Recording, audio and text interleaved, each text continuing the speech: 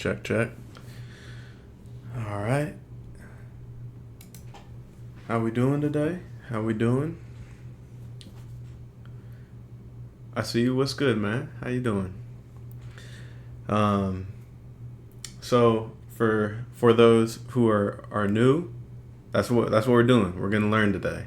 Uh, we're gonna talk about fire zones, 5-man pressures, zone defense, and then we are going to talk about 4-2-5 fits.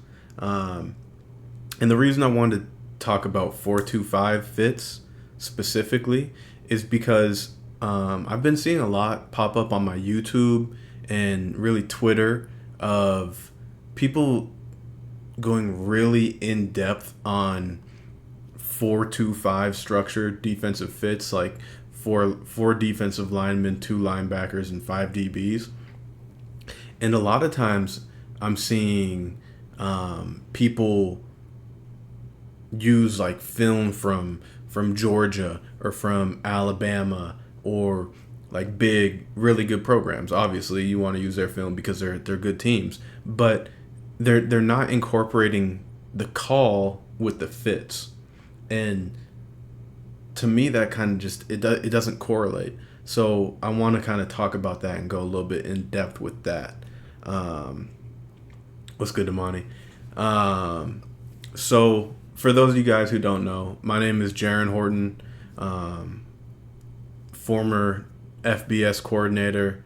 I have experience in the SEC. I was in the USFL. I was voted the assistant coach of the year. In 2023, I was the defensive coordinator with the Pittsburgh Maulers. We were the number 1 defense in that league, and I mean, personally, I believe this, and you can look at the numbers too. They back it up. We were the greatest spring league defense in history. Led in just about every meaningful category. We were almost first in rush, but we were second in rush defense by 13 total yards. So we were a very good defense, and we utilized the stuff that we're teaching here is the same stuff that we ran. So I know it works, and I believe that it works, and we'll teach it and we'll learn. So first, starting with Firezone. Oh, and before we start, I'm getting a PC delivered today, sometime within the next 2 hours. So if I have to go answer the door real quick, that's where I'm going. So I don't want to just hop out on you guys. I want to let you know what's going on. All right, so like we said, we're gonna talk about Firezone first, and let me pull this up right here. All right, cool. So when we initially talked about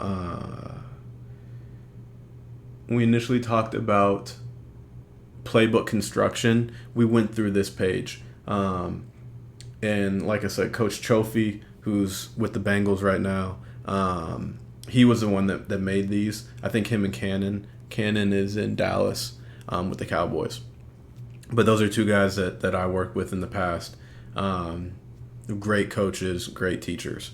But this is something that I think Louis Trophy created to another teaching aid, another way to help guys learn. All right, so this is how we teach Firezone, and the pattern doesn't matter. The pattern can be this, that, the other thing, as long as you have 5 guys rushing and you're playing this type of coverage behind it, then we're going to call it Firezone. All right. And how I like to teach Firezone is it's man and less. It's man and less. 2 receivers are close and they cross right now, but it's man and less. When we're talking about Firezone, the 3 underneath receivers,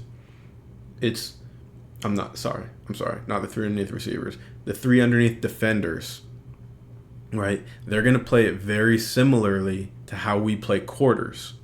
Okay, so I want our guys to kind of put those in similar boxes, if you will. Firezone is a 3 under, 3 deep coverage. We talked about cover 3 a couple weeks ago. where we were saying that's a 4 under, 3 deep coverage, right? We have 7 guys in coverage and 4 guys rushing the passer. So when we're talking about Firezone, we're saying it's a 3 under, 3 deep. We have 6 guys in coverage. All right, so that means we have 5 guys rushing the passer. And like we said, our underneath players, we're going to treat it very, very similarly to quarters. And we were talking about quarters. We were talking about, we call our players that play off of 2, we call those guys short quarters players. Okay? And that's just the term that I use. So I'll say short quarters, and that's what it means. It means they're playing off of 2. In Firezone, the guys that are playing off of 2, those guys are called seam players for us, for our scheme. It can be whatever you want to call it, but I just use the term seam. That's how I was taught it, so that's what I use. But the similarities are, it's still match, carry, deliver. And what we mean by that, that's like a very generic, all-encompassing term, and it stems from the college game, and then our playbook kind of adopted it from that. But what match, carry, deliver means is you're going to match anything across your face out, match anything to the flat. Let me be able to draw on this real quick. Cool. So you're going to match anything out breaking by 2. All right. You're going to carry anything vertical. And how we teach Firezone, you're going to carry that guy 99 yards down the field. Once he goes vertical, you own it. It turns into man. All right. So he's going vertical. He passes really 7 yards. You're gonna own that. You're gonna take it and you turn and run with it. And then you're gonna deliver anything in breaking. Okay. So if you get a slant, you're gonna deliver that to the next defender, who would be the 3 receiver player. And how we teach this is we say, if you can count to 3, you can play for me. And what we mean by that is we label our receivers, and we've done this on stream before. So we say that we label from outside in. There are 5 eligibles on any given play in American football. I know in Canada they have 12 guys, and I think that other guys are extra receiver, but I can't speak to that. So we count from outside in, and we always go to 1, 2, 3. Who's this guy? Back to 1. All right, so we have 5 eligible guys, but we go 1, 2, 3, 2, 1. Even if 4 guys are on one side of the field, we still go 1, 2, 3, 2, 1, because it still matches up that way. So what we're saying is, if you can count to 3, you can play for me. If I am the seam player on the right side of this formation, this player right here, if I'm this guy, and I get a inside breaking route from my 2, pre-snap, my 3, who's the running back, is on the other side of the formation. If we're going to cut this formation in half, right? We're going to say that the formation is in half. The 3 is on the other side. He's on the other side of the formation. So if I'm delivering my 2, I might not have anybody to deliver it to, because this guy is playing off a 3. So a big concept that you'll get in football is double slant from one side and stick on the other. Some form of this, and I'll get a new picture so it's a little clearer. But some form of I wonder if I can make this. There we go, right here. All right, so he's going to do just like a 5-yard hitch, turn around to the ball. He's going to go to the flat either like that or like that. He's going to go vertical, and then you're going to get 2 slants over here. That's just like a typical offensive route concept. So now, if I'm the seam player over here on the right side of the formation, and I'm supposed to deliver my 2 to the 3 receiver hook player, to the guy playing off a 3, I can't do that in this situation, because he's opening this way, and he's really going to get to the tight end, and this seam player is going to expand. to the running back.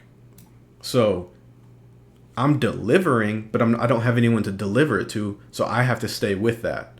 All right. If we were playing cover 3, as we talked about last week, we can just drop those unders because we're guaranteed to have another guy there because we have 4 under and they only have 3 receivers, 3 of the inside receivers. So that's the difference between really cover 3 and Firezone, but it works similarly to quarters, because if this was quarters, it would work the same way. You have to deliver your 2 to the next guy, and in this situation, you can't based on the routes. Let me see if I can. I don't know how to erase all this. I gotta figure out how to erase all of it at once. You know, I just did. Let me see. I think I can just close it and reopen it. No. Let me see.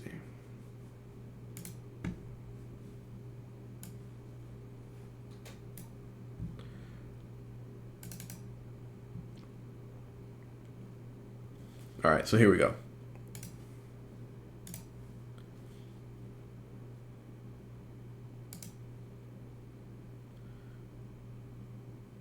Hold up. It's taking a little bit. Like I said, that new PC is coming, and man, it's going to be necessary because this thing is moving super slow. Too much going on. All right. But what we're saying is, I have to deliver my 2 to the 3 receiver player. On the left side of the formation, right, we have 2 receivers right here that are in close proximity. So we can pass those guys off. If he runs an in-breaking route and he breaks out, okay, well, that's just a natural pass off, a natural switch between these 2 players. So my seam player that's playing off a 2, this is his new 2 out here. So he's going to expand with that guy. And my 3 receiver player who's playing off a 3, who's initially the back, okay, he's going to open, and now that's his new 3, the tight end, right? They just exchanged. They're still 1, 2, 3, but now it's 1, really 2, and 3. Okay? So what we're saying is you're playing off of 2, you're playing off of 3, but once those routes kind of develop, once they declare, if you will, that's the big thing with those guys. Like we said, match anything out, carry anything vertical, and how we run Firezone, you carry that vertical 99 yards down the field, and you're going to deliver any in-breaking routes, okay? Our 3 receiver player, he doesn't carry vertical past 10 to 12, just like he doesn't in short or in cover 4. So the 3 receiver player in Firezone and cover 4 is really the same. They have the same responsibility. Our corners, unless they get a cut split, they're playing man. It's going to work out as man 99% of the time. Like I said, unless you get a cut split or you get 2 receivers like in a stack, then they can do what we call slash, which is just basically in and out with the seam player. But typically, unless that guy's a cut split and he goes underneath right now, they're playing man. So for all intents and purposes, Firezone third for us is what we call our corners technique in this. It's man. And we play either pressed or off at 7. Like we said, I don't know, maybe the first stream we did. Now, a big part of how we play Firezone is the post safety, the Firezone middle safety. Okay? He has to lean to 3 because he is responsible for the vertical of 3. And we'll get to that when we get to film. But if they run what we call 9-7-3, where you get a vertical, a 7 cut, and number 3, who could be a tight end or a back or whoever, someone going out to the flat, right? We call that 9-7-3 because in our passing tree, a vertical is a 9 route, a corner is a 7, and something to the flat is a 3. So some people call it flood, some people call it sail. I call it 9-7-3. It's just semantics. Doesn't matter what you call it. It's just what I call it. So with that now being said, how we would cover this, I wonder if can I change the color? Nice. All right, so cool. So now my corner, he's playing man, right? So he's got one. He's taking this guy vertical. My seam player, he's got to take a vertical. However, if something crosses his face, he's going to come off on that. So really now, if that 3 is like right here, if he's closer to him where they would pre-alert that slash, and he goes to the flat, we'll say that for this picture, the 3 receiver player and the seam player, they're going to pass those off, right? The seam player is going to take that to the flat. He should play from depth, but he's responsible for the guy going to the flat. And now he is going to get to 10 to 12 yards, but then he's not going to carry that anymore. So this guy, it says lean to 3. He needs to get there. That's the hardest one in Firezone for him, is to get to the 7 cut of 3. If this guy ran a bender, it would be easier. But he is responsible for the vertical of 3, how we teach Firezone. It's also very similar to how we teach cover 3. He is responsible for the vertical of 3 strong, how we teach cover 3. So it kind of marries up in those principles. And then we have a few little notes down here. As you can see, it says Firezone for us is a no China defense. It plays like man for our Firezone corners. There you can see alert the 973 because that's the hardest one you're going to get as that middle field safety. Our seam players, outside leverage on 2, that can be different depending on down in really formation. Typically they're inside. I don't really like those guys to be outside unless the 3 is close. Then they can be outside. But these are basically the notes that we already talked about right in here. It's just another helpful reminder for these guys. All right, so now we're going to talk about an actual play call. All right, so now this is just your typical, I think a lot of people, this would just be like NCAA blitz. It's just a typical scrape pattern to the passing strength. And what I love about our defense is we're a 3-4 structure in base and in nickel.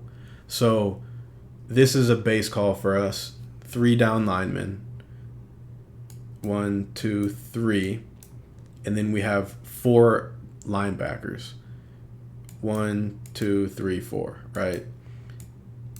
The Sam and the Will, for us, we've had guys like Carlo Kemp.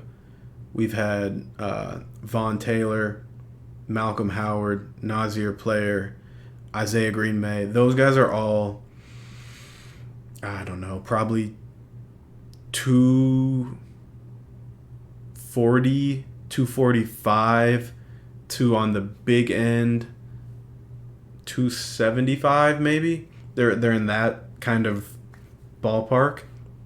So like those outside backers for us, the Sam and the Will, those are kind of like your 4-3 DNs. They're similar body types. And our inside backers, like inside backers in 4-3 and inside backers in 3-4, they're the same guys. Those are just your prototypical inside backers. The outside backers, for us, they have to be able to cover, because clearly here we're asking our Will to play seam.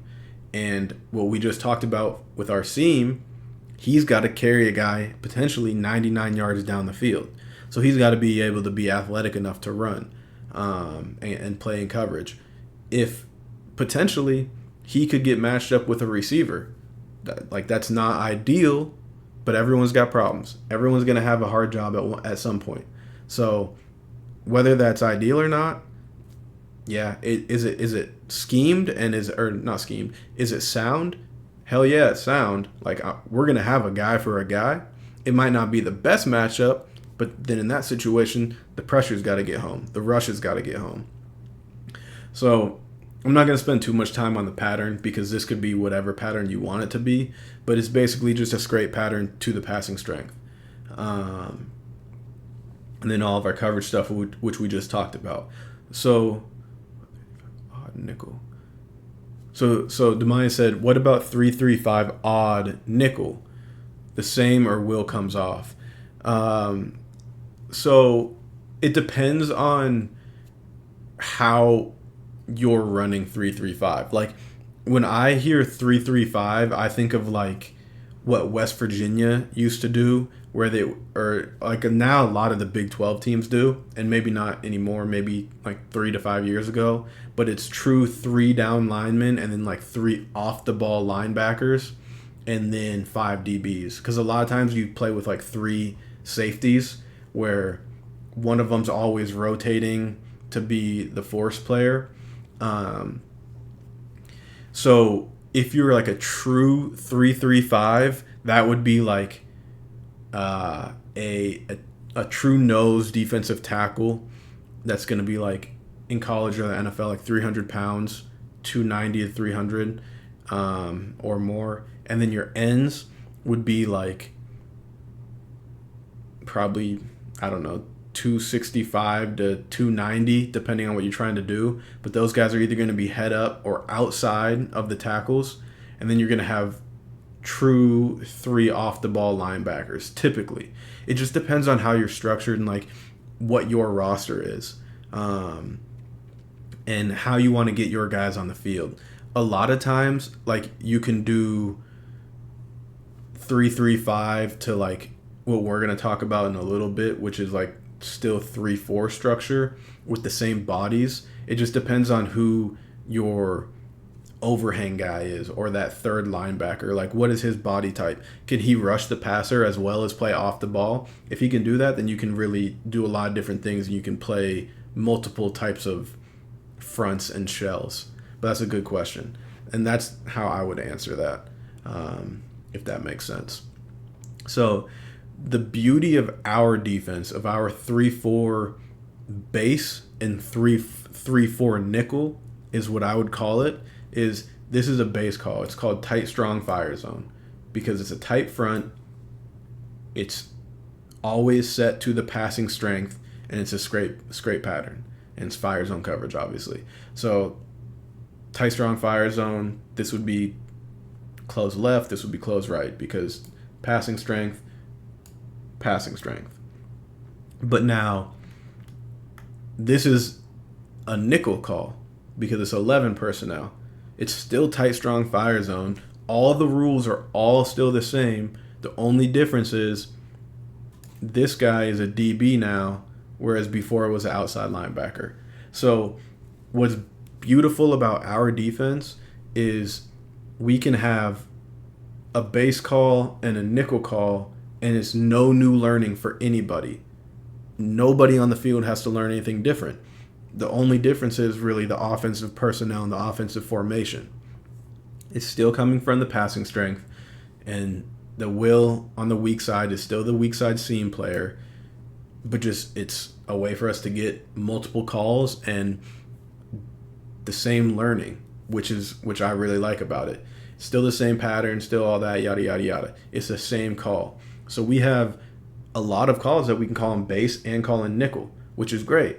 And if we wanted to, we could line up in nickel versus 12 personnel, and we could run this, and it would look the same, except this would just be now my nickel instead of my Sam. It'd be the same thing. So that is what I think is really, really great about how our defense is structured, which it just allows us to do that. And I like it. I think it worked out for us. All right, so that's basically, I mean, like we said, you can do any 5-man pattern you want to do. As for me, it's got to be gapped out. And what I mean by that is everybody should be responsible for a run gap. And we're going to get into that later when we're talking about 4-2-5. Really, he's contained. He's A. He's going A. He's B. He's contained. He is going to fit off of his coverage who's the back, and in theory the back is going to hit the open hole, the open gap. So he would in theory hit right there, and that's his gap. He's just following his coverage. He would fit off of him. Whether that's inside or outside, he would just fit off of his coverage. But we're gapped out. Everything we do, we are gapped out. Whether it's two high, single high, it's one gap defense. You don't have to play two gaps. And we're going to get into that a little bit later. Because we're always counting coverage people into the run fit. I don't believe in having like pass players and run players. Like, you have to play the run if it's a run. You have to play the pass if it's a pass. RPOs can be a little different, but you're still fitting off of your coverage, if you will. And we'll talk about that later too, probably. All right, so we've taught Firezone a little bit. We've talked about patterns. I'm going to pull up some film here in a second. Let me pull this up.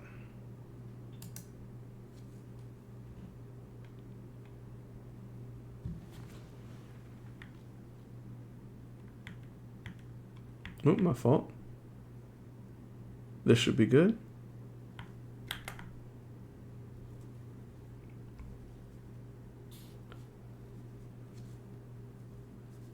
All right, cool. All right, so now, right now we are playing, this is Sam Firezone. Like we said, the pattern doesn't matter for us.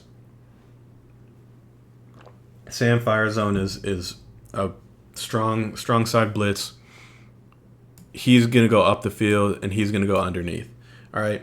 This is an example of why you want to call Firezone, because it's going to get home. We're going to get pressure. We like to do everything out of a two high shell. Here it looks like quarters probably initially to this quarterback. He's maybe a little bit tight right here. But it looks like quarters for more or less. It could be palms, could be quarters. Hard to tell if he's going to go there, if he's a backside quarters player, if he's going to go to the middle of the field. It's a pretty good disguise. I think Tarp can hold it just a little bit longer. He could probably be like right here and then walk down a little bit later. But as you can see, it's a 5-man pressure. We got 1, 2, up the field, blitzing. We got 5 men in protection or in pressure, and we've got a Firezone third off 1, Firezone third off 1 playing man. He's our seam player off of this guy. He's playing through receiver, and he's playing seam off of him in our Firezone middle. So as this route develops, we have 1, 2, 3, 2, 1. Right? That's how we count. That's how we did it on the picture. It's the same thing. So now, as we're doing this, that's a vertical route right here. So he's going to own that. We're saying that's a vertical. Over here, that's a under. So he's going to drop that to this guy because his 3 blocked. And he should have vision on both. He should be able to see 2 and 3. So as his 3 blocks, he's going to drop this under to him. So he should take that. And I think they're running sail. So he's going to take that. He's obviously taking the vertical. We're going to drop that. So he's going to push through because the seam player is gone. And then he would now be responsible for the back if he leaks out late.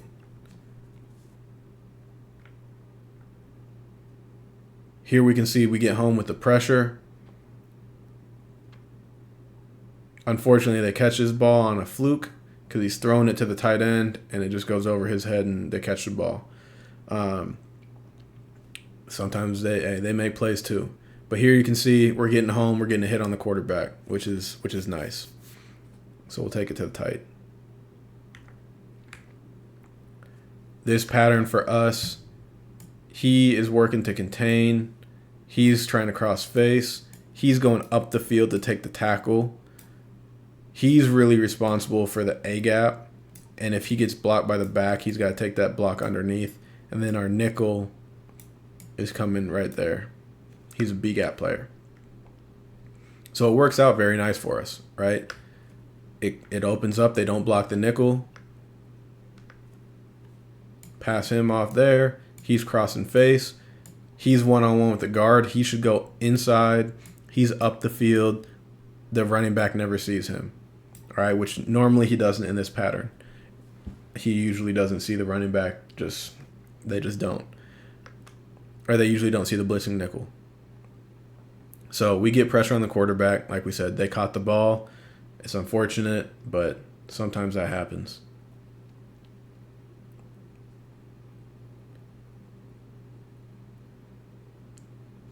All right, so now this is tight, strong fire zone, tight nickel, strong fire zone, but we talked about this, same thing. So here, he should be blitzing. He should be seam. He's there. It's more or less that. Here we get a mismatch. I think this is a really fast receiver, and it kind of just runs away from him. And that's what we're saying. You can get mismatches in fire zone. That's a tough coverage for him. To be coming from depth, he's at 10 yards right now, to have to cover a slot fade. That could be not advantageous for you.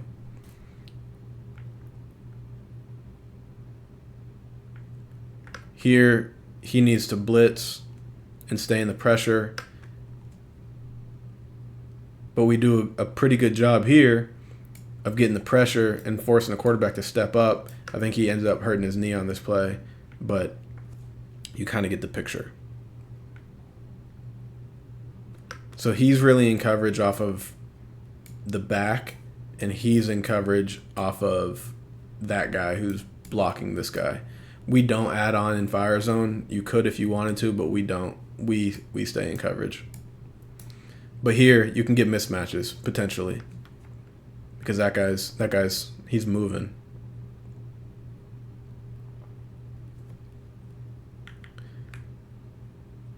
But like I said, we don't get the pattern right here. Really now, I don't know why we got it incorrect, but he needs to go here.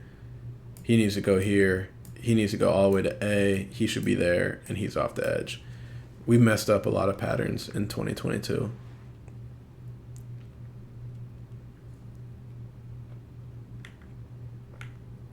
All right, so now we talked about when we had two close receivers, right? What we were going to do. This is a really condensed set. So potentially our corners are going to let one go underneath. We're saying 1, 2, this running back is 3, this guy is 2, and this guy is 1. So this is tight, strong fire zone. He should be pressuring. He's going A-gap. He's here. He's contained. He's blitzing, right? So all 4 of these guys and this guy are gone. He's in coverage. You can see him. He's kind of saying, what's going on? We're not communicating well.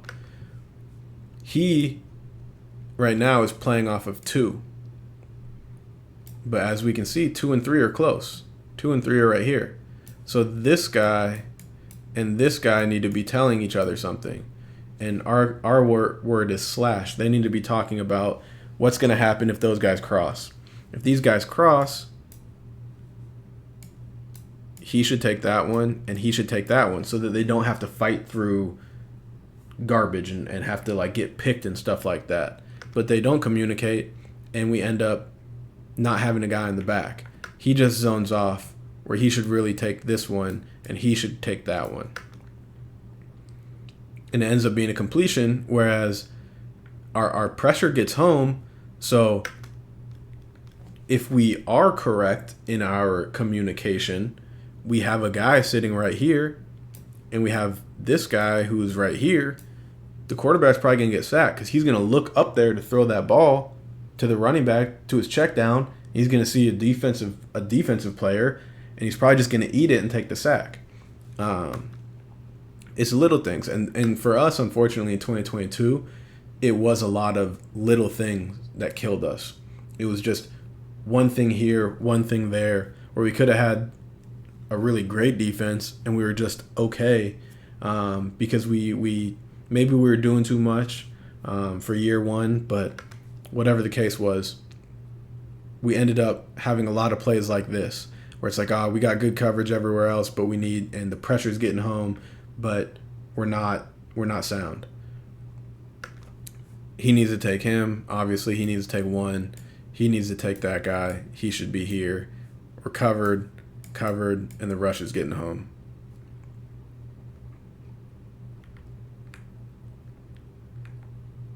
See, they're trying to communicate, but they're not, for whatever reason. And if they would have, like we said, it would be easy. He would take that one right now. He would take this one right here. One going vertical, he would take that. They don't have enough to block it, clearly, because the center is going to go with the nose, so he's going to go there. They don't have enough. He's literally unblocked. No one even looks at him. And he gets home. It's just we need if this guy was right here, the quarterback probably takes that sack. And that's what was for us a difference between year 1 and year 2 is year 2 we were a lot more, everyone was on the same page. But that can be some issues with Firezone if you're not on the same page.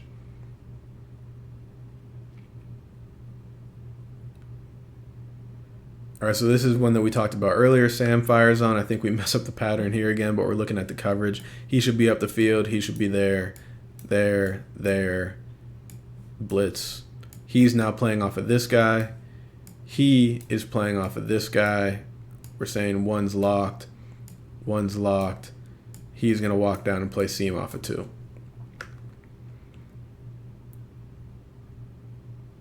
But here, this is a good job of the coverage.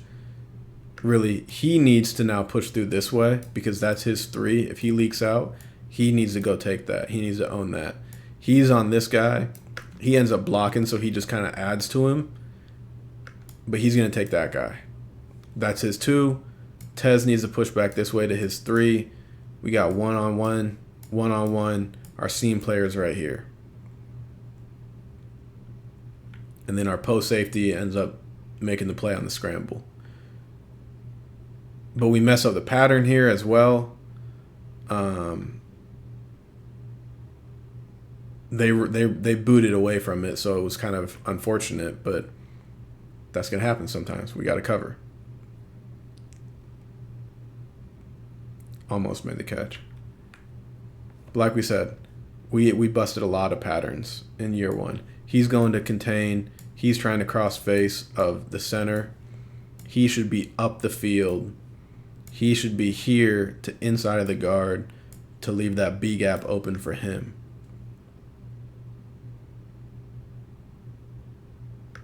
So really, he needs to go right there to allow this gap to be open for him. And we don't, so he has to slow down where he really should be just... If we get this pattern correct, we probably still get a sack because he would hit this near shoulder into the center, and then Bryce would be unblocked, and he would most likely chase this guy down. I know that's Shea Patterson and whatnot, who can run pretty well, but he would probably still chase him down because he does. It would just be a lot easier for him if we got the pattern correct the first time.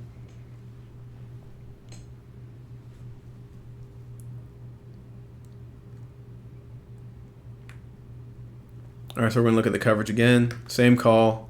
I'm sorry, this is tight nickel strong. Similar concept, though. Here. It's a great pattern.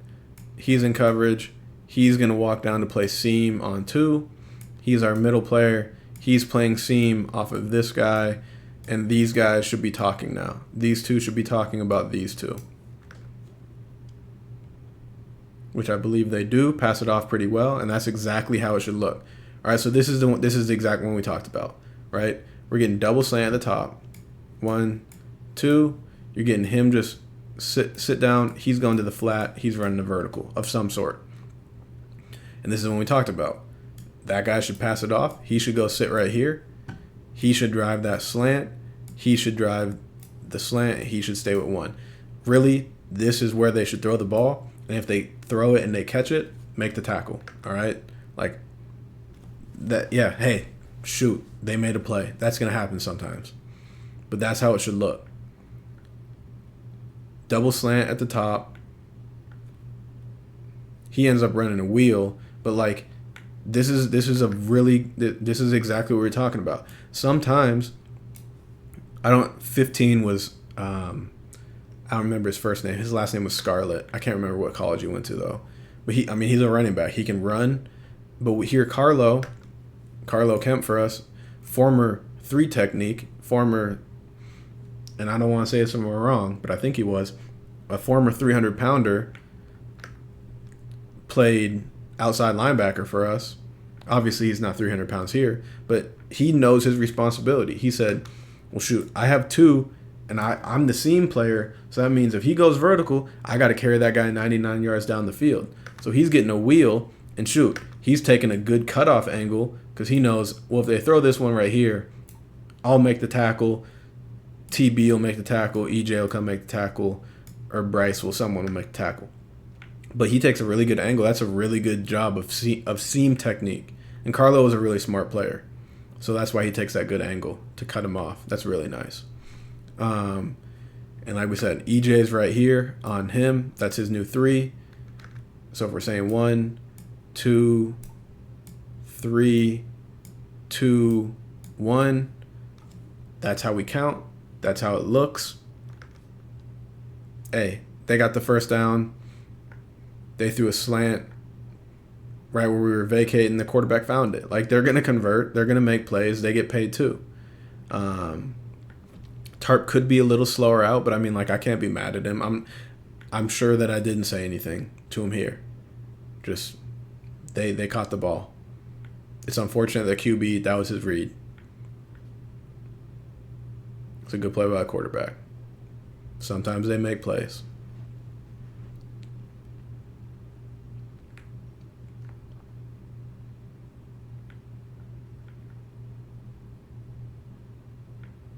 The other thing that would help us too is he needs to go to contain. He needs to go here. He needs to go all the way to A gap so he can be B gap and he can be there. Like we said, we messed up patterns a lot.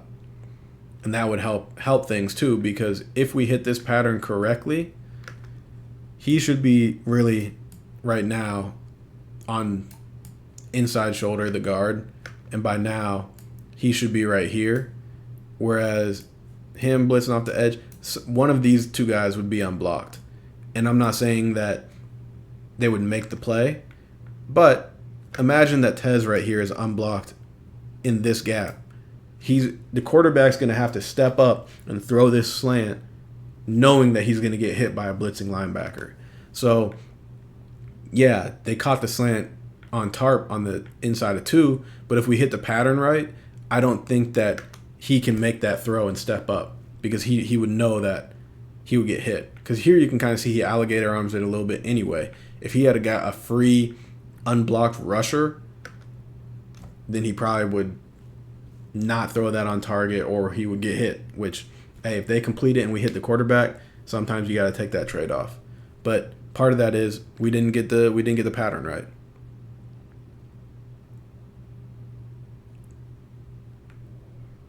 All right, so this is going to be a run. And we don't fit this, so we probably get gashed. I mean, not too bad, but more than we want. So here we're saying tight, strong, fire zone, and we are setting it over here. So like we talked about, he's working to contain, so that really means he's going to have to end up folding based on what he does. He's going A-gap. He's going A-gap. All right, so his fit is right here. His fit is right here. Some form or fashion, his fit is here and his fit is here. All right, we're gapped out, 100% gapped out. Every man's got a gap. Here, something happens and we don't fit it correctly. Gap, really gap. I'm sorry, let me see. Oh, I see what the problem is. So now, he technically needs to be in this gap. I know he wouldn't get there, but if he hits here and cuts it off, then he's going to have to cut the ball back. He needs to go all the way back over here. And the reason that he can do that is because that's his coverage. Right now we're saying Firezone third, so he's off of 1, who is this guy. He's playing seam off of 2, who is this guy. Seam, Firezone third, 3 receiver. Here's 3. Here's 2. Here's our backside seam player. All right. So those are the guys that are going to have to be able to like flow and stuff like that. Because what we're saying is he's in a gap, he's in a gap, he's in a gap, he's in a gap, he's in a gap. So now when this play starts, 1, 2, this guy becomes 3. This guy is 2. So now Malcolm back here is technically covering Vito, the back. Zane needs to come back with 3. He needs to keep coming back this way. And he would end up fitting right there, where the ball hits. Does that make sense? You're fitting off of your coverage. And we talked about that when we were teaching it. Your fit is off of your coverage. So if your coverage moves, then your fit moves.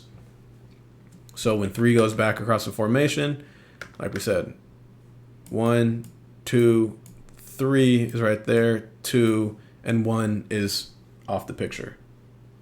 That way. Off the picture that way. 3, really, we're not right because we have 2 guys out here. Bryce needs to be somewhere there and really here. He needs to be here. Like, we're all sorts of foobar.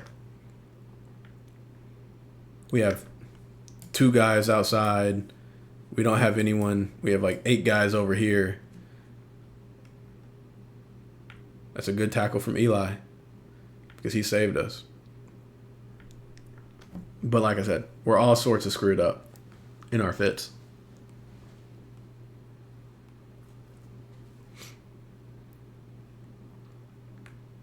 All right, so this says bad coverage. I'm not sure what happens here. So this is tight Kobe Firezone is basically the opposite of tight strong Firezone. It's like tight weak Firezone kind of.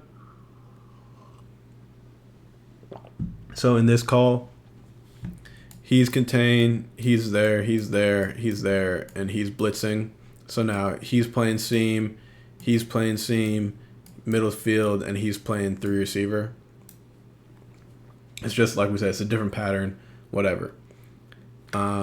They're empty here. So now how this works, these guys, these 3 players should be working off these 3 players, and really he needs to be over here too. Because if we get all verticals, that's what we said. The middle field safety has to be responsible for 3 vertical. They run a star concept.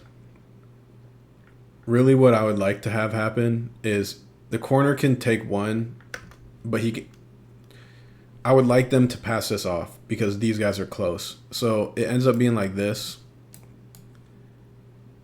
How we want it to work out is him to take that, the seam player to push through here, and then the linebacker to push through on that.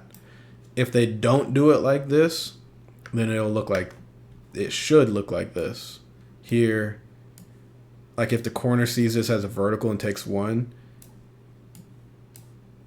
he would take 1, he would still push through, he would go here to drop that 10 to 12, and that's where this guy would come into the picture, and he would have to get to the vertical of 3. All right, so you can see why we would want the corner to take 1. Here we just didn't get great communication on it. Tez does a really good job here. He bailed us out a few times because that's not his job. His job is to carry 10 to 12, and Tarp really needs to be this way. So like we're not right here. We end up being okay, but we're not right. They caught the ball. Like we said, they're going to make plays. He's inside leverage because his 3 is over here, and they caught a 7. He makes a tackle. I guarantee I didn't say anything to Bryce. Just said, good job making the tackle. Let's play the next snap. There are weaknesses to coverages. they catch out routes in Firezone or 7 cuts in Firezone, that's on me as the play caller because they called a better call than my call. So there's nothing that Bryce can really do there. It's just his alignment is kind of letting him down because of the call. But the bad coverage is on the bottom. Like we said, the vertical, it's a form of a star concept like that. We want our seam player to push through, our 3 receiver to push to the new 3, and our corner to take 1. So it starts off 1, 2, 3, and it ends up being really 1, 2, 3. I hope that makes sense. How we're getting to that kind of concept. Like we said, Firezone is man unless they cross right now. And all 3 of these guys crossed right now, so let's just be patient and see how it ends up happening. That's how we want it to happen. We didn't run a lot of Firezone last year.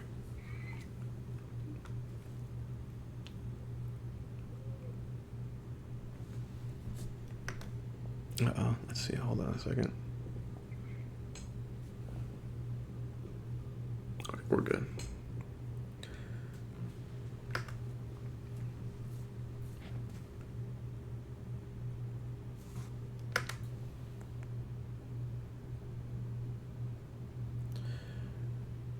All right, so now we're talking about triple seam. I messed up on this one. I said something on the headset to where it made Tez not blitz, but he should be blitzing.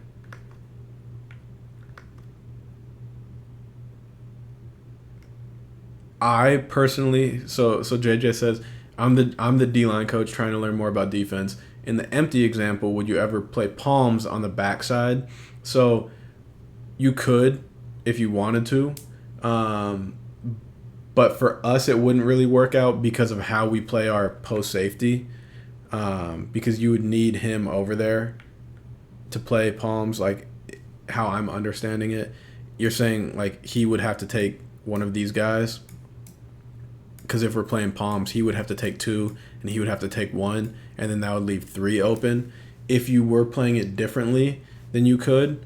But how we teach it, this guy's tied into the front side or the 3-man side. So basically now these guys are playing cover 0 for more or less. They're playing 0. Potentially would get help from the post safety, but they're not counting on it. If that makes sense. If these guys were a little bit tighter, these guys could go in and out, but for them, they're basically playing 0. It's 2-on-2 over there, and we're playing really 4-over-3 over here.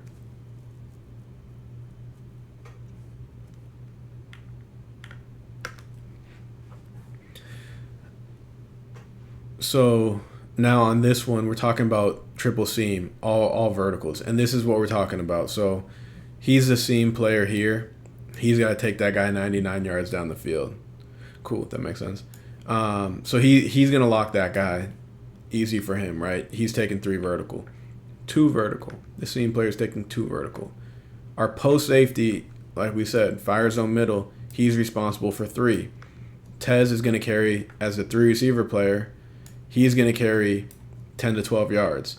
And really how this ends up happening, because I said, like I said, I said something over the headset, and he heard me. So really we're just calling like tight saw Firezone here. These guys are in the rush. He's playing seam, he's playing 3 receiver, and he's playing seam. It doesn't matter. Really, Ruben is playing off a 2. Tez is playing off a 3, like we said. 3 receiver, carry 10 to 12, which he does here, and then he zones off, and then the post safety takes it over. Like we said, this can be a potential mismatch safety on a fast receiver. Here they underthrow it a little bit, which bails us out. We almost make a pick, but I mean there are going to be mismatches. We need someone to get home.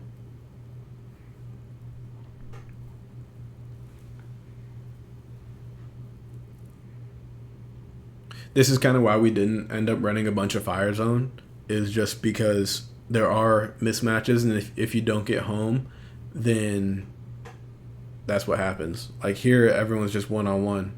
They did a good job right here of 64 and 75, passing this off, and him coming off to block them.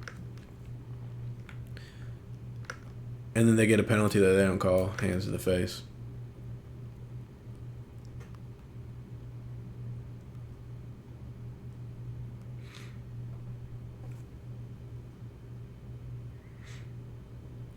All right, now we're talking about, so we saw the split zone earlier where we didn't fit it well, but now we're going to look at one where we do fit it well. And it should be here, here, here, here, to there, to this is his gap, and he's blitzing there, and then our safety should fit there. That's how it should look. It should be, yeah, okay. Yeah, we're closing it this way. So here you can see 95, Nas is doing a good job of folding. He's fitting off a 91. He's technically a contained player, so he is going to fit off of that. Now, Ruben does a great job. Remember we saw in the last one where we didn't get this guy falling back? Ruben does a really good job of falling back.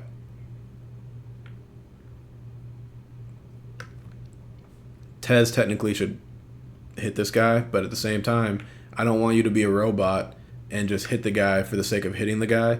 Here he can slip underneath and make the tackle. But this is how it should fit. All right, so we're good, good, good. Gap. He's falling back to really end up fitting that gap. He's not going to based on the play, but that's where he's going to. He's here. How it works out, he's there. He ends up going here, and he's here. So, we're still gapped out. It just ends up looking like this because, by rule, he's trying to get A gap, and he really should go over the top to fit B gap, but he can't get to the A gap because of the blocking scheme. He's never going to cross face on that. So, it ends up being a gap exchange between Ruben and Will right here. But that's a good look of how we want to fit split zone falling back, because Ruben's falling back with his coverage, as well as Nas. Nas is falling back with his coverage because that's his new 2. Ruben's falling back with his new 3. Bryce is fitting off of his 2. Does that make sense how we're saying fit off of your coverage? Technically, pre-snap, you have a designated gap, but they're going to move, so your gap is going to change. Just follow your guy to the first available gap is pretty much how I can say it.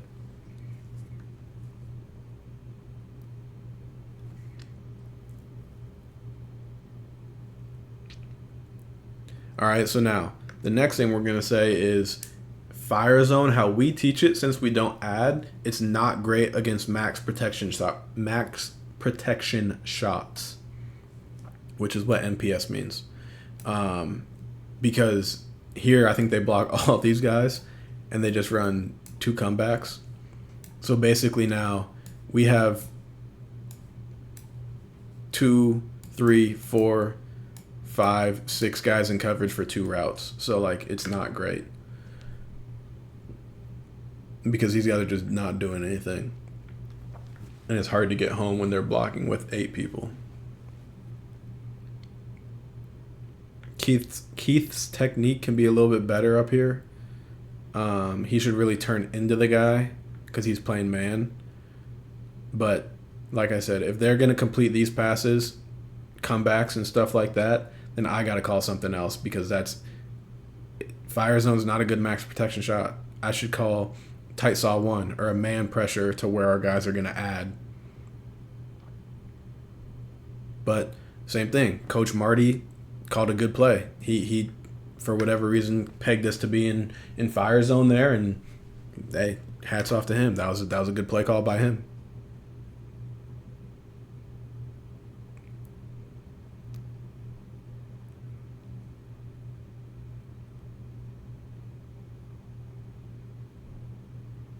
All right, now the weak spot in coverage we were talking about the other day.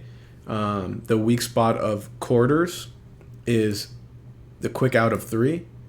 Here they're running the same concept, because what we're saying is these 3 underneath guys, the weak spot is the out of 3. So it's the same concept. Here they just run 3 on the low out, and that's a receiver, and that's a linebacker for us. It's a mismatch.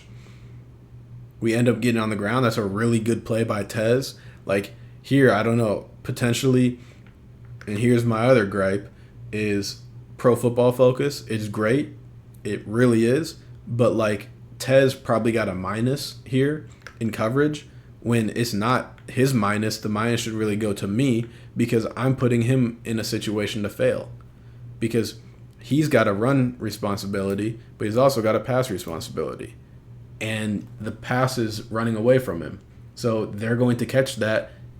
As long as the quarterback doesn't throw the ball 3 yards behind him, they're going to catch that ball. And nothing Tez can do, but he probably got a minus on PFF. I think that, to me, is a great play by Tez. He tackles a receiver in the open field before he runs away for a touchdown. So, like, how I'm teaching it, that's a plus for Tez. How someone on the internet or how Pro Football Focus looks at it, they're like, oh, he allowed a reception. Yeah, not so fast, because he didn't. It wasn't on him.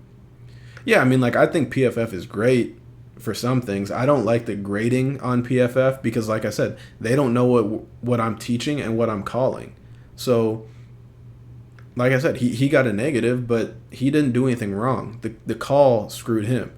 That's the weak spot of the coverage. If this guy ran a slant and they caught that slant, okay, well, then I might say something. But they shouldn't be able to catch a slant because he's inside. That's just a weak spot of the coverage. So, like, the PFF is good and all that. Like, I think it's a great resource and great tool, but don't take it for Bible. It's not the Bible because they don't know what's being called.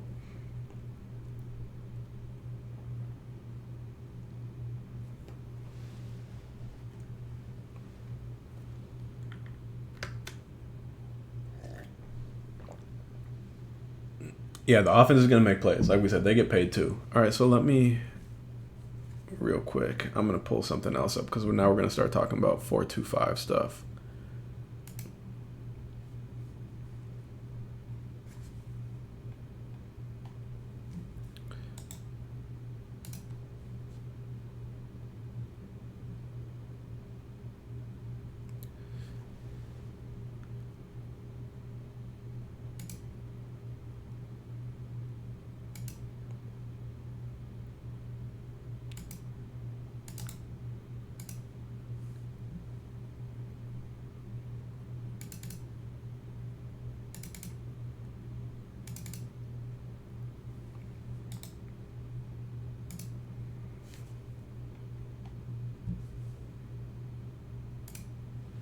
All right, so now we're talking about 4-2-5 fits.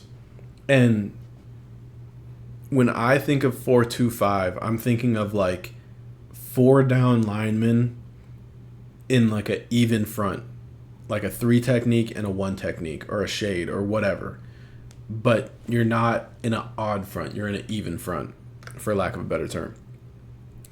And I see a lot of people talking about 4-2-5 defenses where they're saying that you have to 2-gap, and like they're making things so much more complicated than it has to be. All right. When we're talking 4-2-5, which is what we're in here, we have a 3 technique, we have a 1 technique, a defensive end, and a defensive end. That's as 4 down as you can be. 2 linebackers.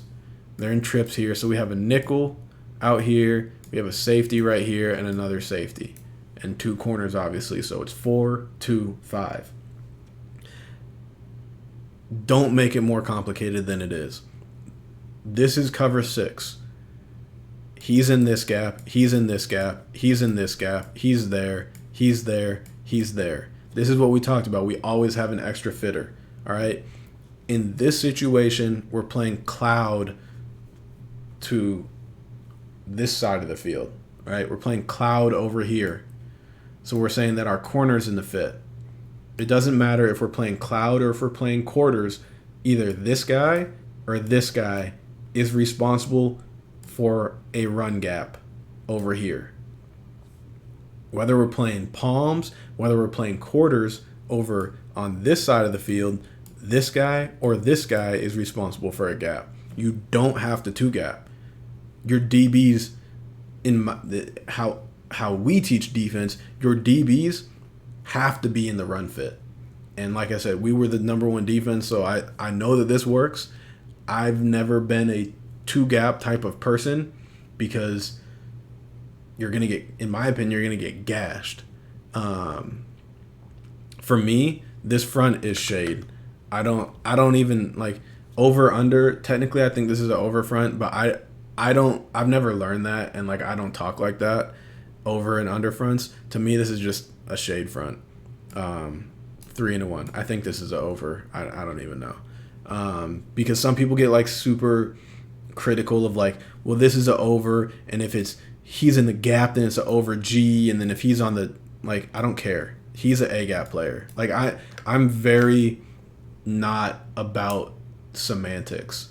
I don't care if he lines up here. I don't care if he lines up here. I don't care if he lines up here. He's playing the A gap. Like, what is it? I don't care where he lines up. He's playing the A gap. He's playing the B gap. All that other stuff, you're just wasting your time. That's in my opinion. Like, I don't care. But I think, yeah, this is an over front. But we're saying, like, your DBs have to be in the fit. Some form or fashion. And we're getting that extra fitter. Because, like we said, gap, gap, gap, gap, gap, gap. Someone over here, gap. One of these guys is our extra fitter. Like, we're getting an extra hat. There's no more gaps to the ball. No more gaps on offense. Somebody is going to be the extra fitter. Here we get cut out, which is another reason why I don't like 4 down that much. Dale does a tremendous job of now saying, okay, well, I was a B gap player. Well, shoot, Boogie's in my gap now. Well, I'll go to the A gap. And shooting his gap and making a play. But if we're 2-gapping, I don't even know how you would 2-gap. Like, he would have to play here to here, and he would have to play here to here. Like, that to me is just asinine. Because you have an extra fitter over here, and you have somebody over here that's already responsible for this gap. 2-gapping doesn't make sense to me. That's a perfect picture of how it should look. Right here, Bryce is in the fit, right? He's in the fit. One of these guys is now in the fit over here. If it ends up cutting back, they're the extra player.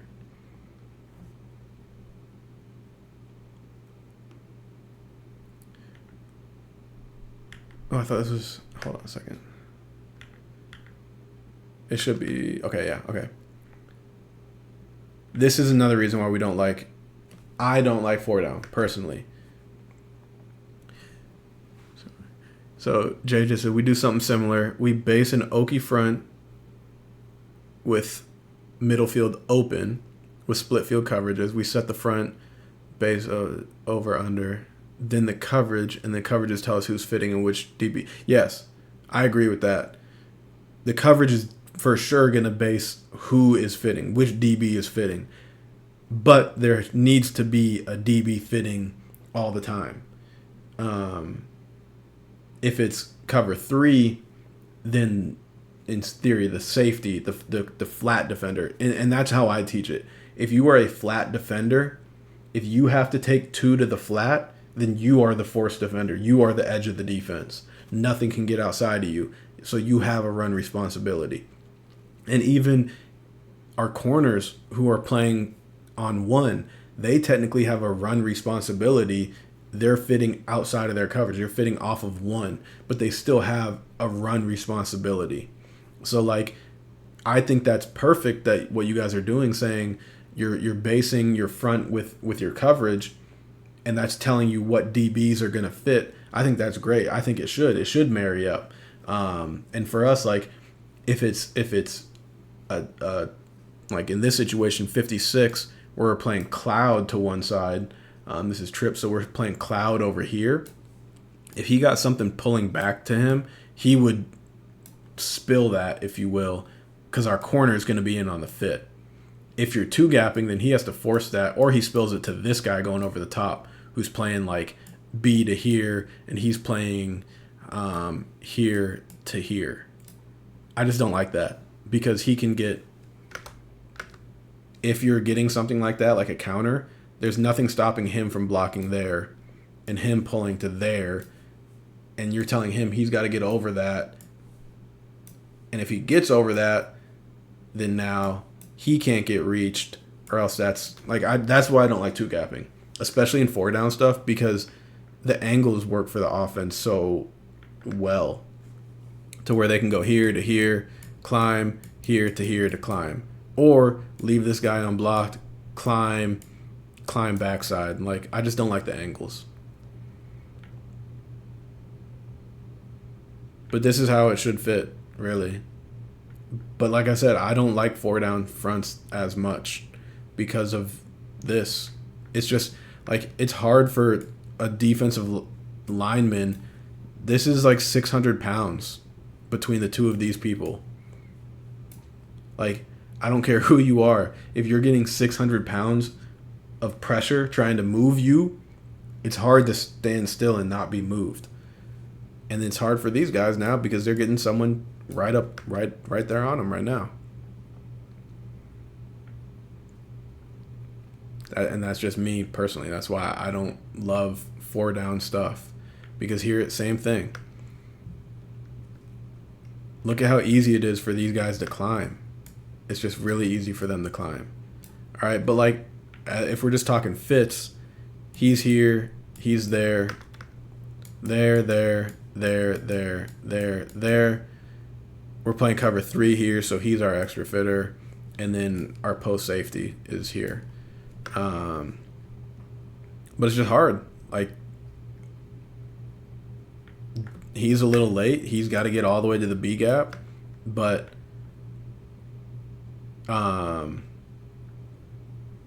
this is why I don't like 4-down stuff. Give me odd tight fronts all day. Yeah, I like odd fronts. Yeah, and like that's the thing too, is like technically 4-2-5.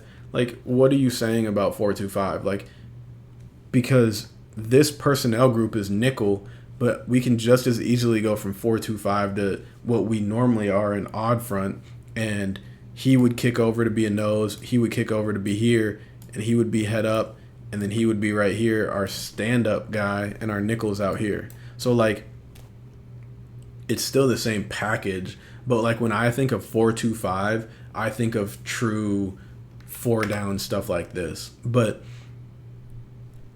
that's kind of what I'm saying about, like, people make things way too complicated. Like, 4-2-5, 3-3-5, whatever. 4-2-5 to me, like this, it's 4-3. Like, it's 4-3 defense, and now you're just removing 2.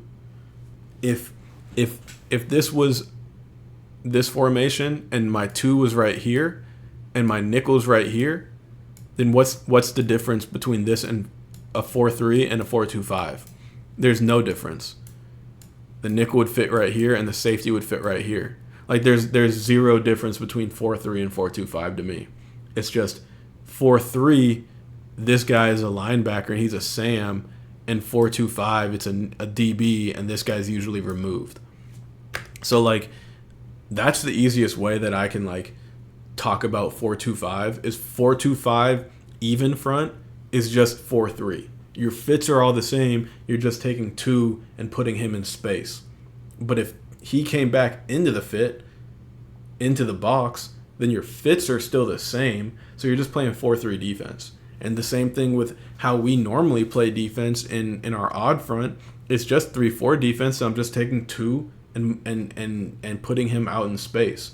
So like fits don't need to change from base and nickel. You're still fitting off of the same person. You're fitting off of 2 or you're fitting off of 3. It's just, is 2 in space or is 2 in the box? Like, you don't need to reinvent the wheel. If in base and 2 is in the core and I'm going to fit off a 2 and they put 2 out there in base, then I'm still going to fit off that guy. It's just my fit's 10 yards wider. And, like, I just don't understand why people want to make things so difficult and being like, oh, well, base and nickel and this, that, and the other thing. Like, no, just, it's still football. It's still one gap, one fit. Like, you don't got to make it complicated. And, like, that's the best way that I can explain it. But I've seen a lot of people on YouTube talking about, like, spilling to the post safety. And that, to me, is asinine, too. Because they're getting, like, pullers. Say he pulls, and he's spilling it. And he's climbing up to block him. All right? So, if we got that play where basically it would be counter, right? He's blocking him to there to go block here.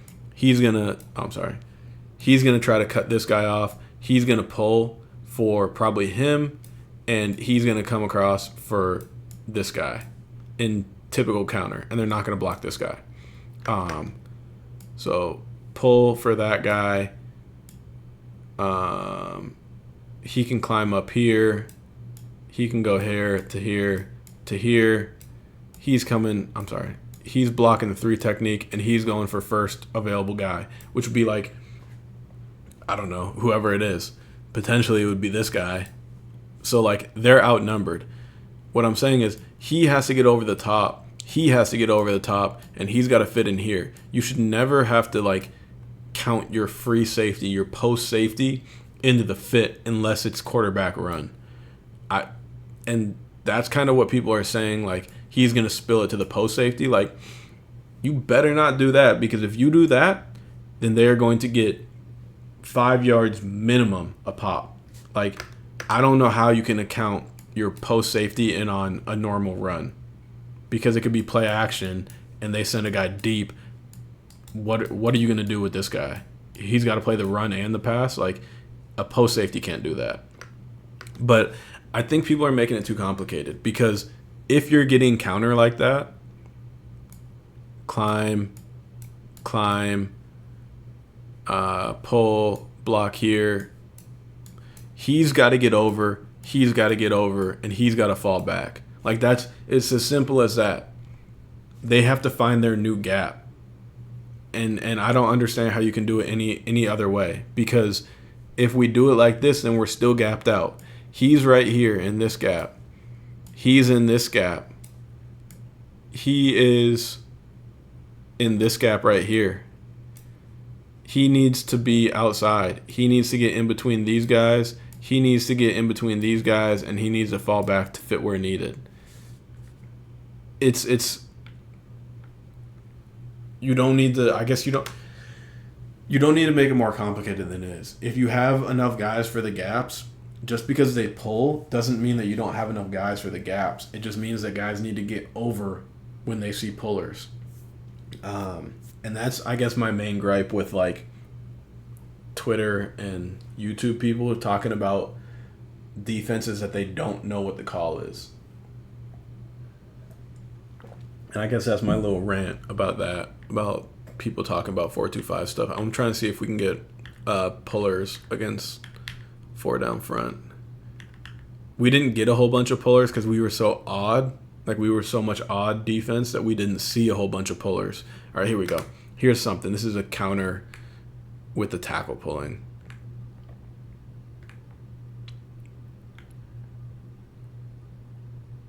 All right, so here it's the same concept. Here we're playing Tampa, but nonetheless, pre-snap we're saying gap, gap, gap, gap, gap, gap. Right? We can all agree on that. We're gapped out because they got receivers split out.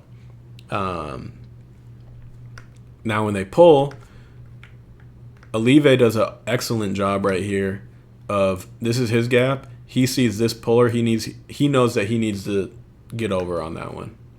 He needs to go a gap over. So we're gap, gap. He needs to fall back to the first available gap, which could be right here, depending on where he's at, or it could be right here. And now we're fitting here, here, and here. So it ends up him being here, and he's there. Tez really needs to be outside of that. But, like, you don't need to spill to a middle field safety. If you have enough to start, then you have enough to finish. They're not creating new gaps. They're just moving the gap from the weak side to the strong side or the strong side to the weak side. And I don't know if that makes sense. I don't know if I'm doing a great job of explaining it. But I guess what I'm saying is if you're playing single high, unless they're using the quarterback in the run game, like, he's actually carrying the ball, then you don't need the post safety in the fit. The quarter safety has to be in the fit, or the cloud corner has to be in the fit, or else you're not going to have enough.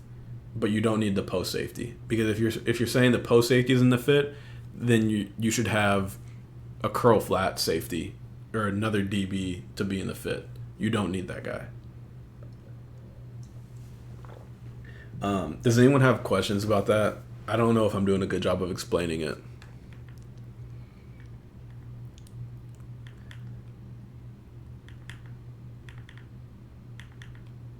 I'm trying to find some more pullers. But like I said, we didn't see many pullers because people don't want to pull against odd front defense. It's just hard for them. This isn't even shade. This is tight.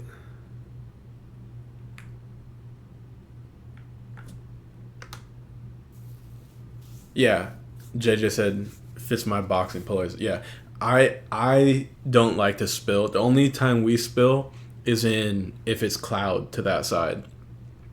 I get the idea of spilling, especially if you have athletic, fast linebackers that can get over the top and whatnot. But, like, if you spill and your linebackers don't get over the top, then, like, I would rather the ball hit inside, even if someone doesn't get over the gap, get over the block, because I'm thinking I have more players inside than I do outside. So, like, I want to keep the ball inside. I get the idea that, oh yeah, I want to go to the sideline, but I guess college is a little different because the sideline can be closer. But we like to box because it keeps the backers inside and it makes things so much more simple for them. I agree 100%. That's why I like to do it too. I want the backers to be in the box, and it allows them to fit off their coverage easier, in my opinion. It just keeps things more consistent. Like, I would much rather box a block and allow that backer to fit off of his coverage, which should now be inside, than have to spill and then go over the top. Like, I guess what I'm saying is, if I'm playing quarters or something like that, and this guy comes across the formation and I spill it, my fit is inside of my coverage. But now, if I'm spilling it, my coverage responsibility is to be inside of 2, but now my run responsibility is to fit outside of 2. And, like, that doesn't make sense in my brain. Like, my pass fits one way and my run fits another way. The reason that we spill in cloud is because in cloud, the guy's fit is inside of the coverage. So his fit, like the cloud corner's fit is outside. So we're going to spill it to get to the cloud corner. Because he's the edge of the defense. But it needs to be cohesive, I guess, to me. And spilling in everything, it just doesn't make sense because we play inside leverage on stuff. And that's another reason why. But if spilling works for you, spilling works for you. It's just not how I personally like to do it. And I'm not saying that spilling's wrong. I'm just saying for us, it's not how we do it. But, I mean, that has been we've talked about Firezone. We talked about 4-2-5 fits a little bit. And I don't, like I said, I don't have a bunch of stuff against like pullers because we didn't see many pullers. But like, are there any questions about anything Firezone, any 4-2-5 fits, or really anything that you guys want to ask questions about? And we can talk about before we log off. Let me see something real quick. And if not, that's cool too. Because right now we just chilling.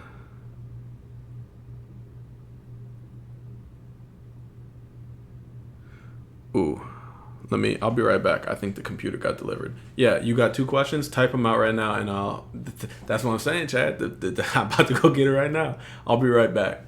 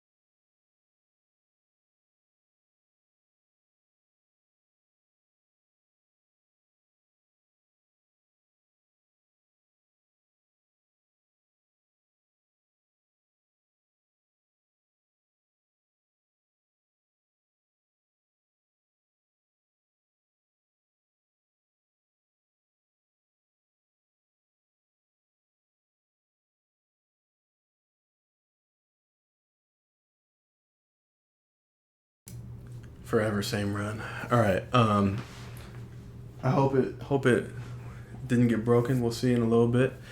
All right, let's see. JJ said the only question I would have is when you call fire zones, do you prefer calling it to a certain side depending on team, like calling it boundary field, left, right, weak, strong? So for us, we don't do any boundary field stuff just because we use pro hashes, so everything's in the middle of the field, basically. It's all more or less in the middle of the field. And it just depends on the team. Like if we're calling blitzes to stop the run and they're a strong side run team, then we're going to call it to the strength. And if they're a weak side, then we'll call it weak. If we saw something that we liked on film, we'll call it, put a new call in. It can change, basically, is what I'm saying. Yeah, I wouldn't say left, right. Most of our stuff is strength and weak. After you install base, do you...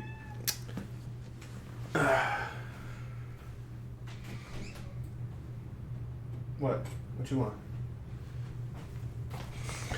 After you install base, do you teach Firezone? And if not, do you wait? What do you mean by that? After you install base, do you teach Firezone?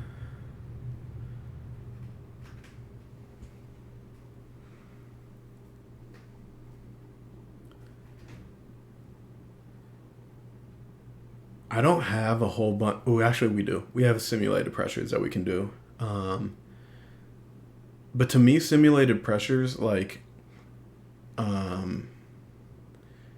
it's not, the coverage is still the same. So, like, you're still rushing 4. So, like, simulated pressures to me is all about if you want to just show something different. I think that they're good. Like, I like simulated pressures, don't get me wrong, but I don't think it's not like any new teaching. The concept, like, you're running simulated pressures with cover 3 or cover 4 behind it, and like, if you wanted to, you could send a safety and have someone else cover. Like, they're the same to me. Let me think. Install 1 would be cover 3 and man. Install 2 would be, actually, here, I can pull it up.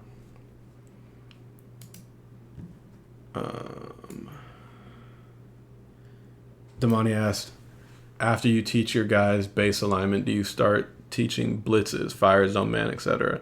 I'm going to pull up our install schedule, and I can tell you because I don't remember off the top of my head.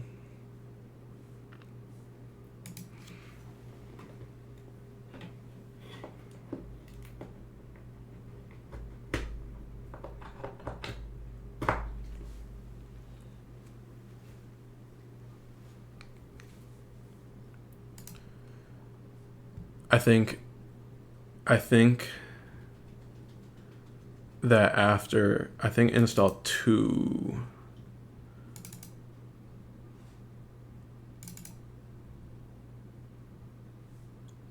okay, here, I'll pull it up right now.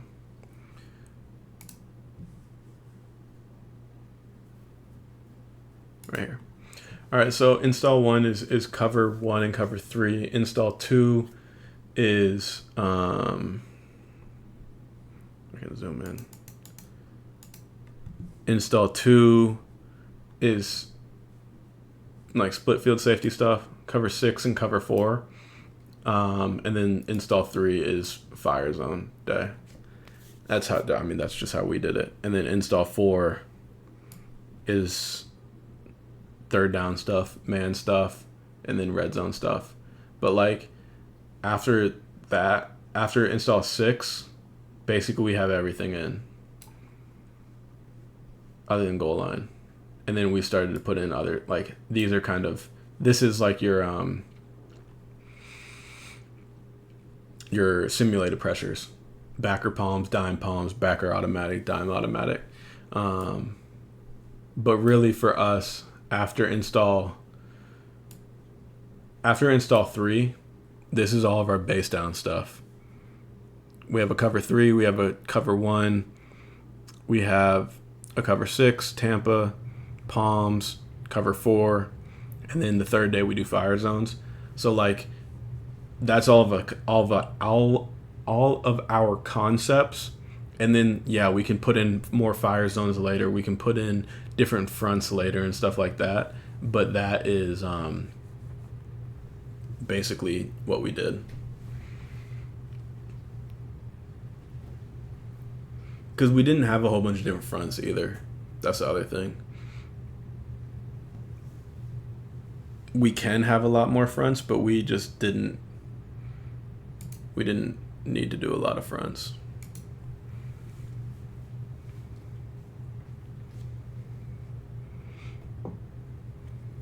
Yes, sir. Any other questions?